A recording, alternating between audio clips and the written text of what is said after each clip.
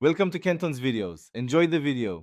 You start by powering the controller off and disconnecting any cable. Safety first. Remove the 4 screws tucked under the rubber grips with a #00 Phillips, then use a plastic spudger to pry the backplate up from the seam. Work one edge at a time so clips don't snap. Once the backplate lifts, make sure to set screws aside in order. This avoids confusion when reassembling. You'll now see the internal frame and ribbon cables ready for the next step. Now you'll remove the battery and gently disconnect ribbon cables.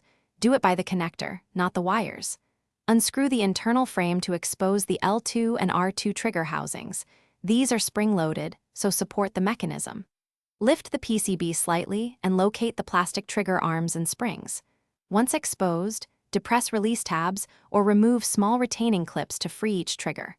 Make sure you remember spring orientation and part order. This matters for smooth trigger feel when reinstalled.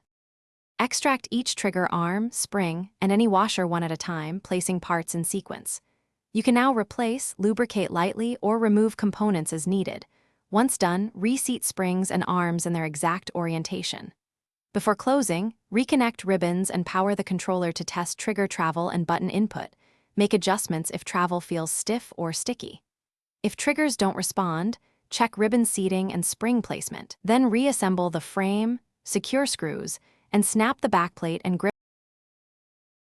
Thanks for watching. Consider subscribing if we helped you.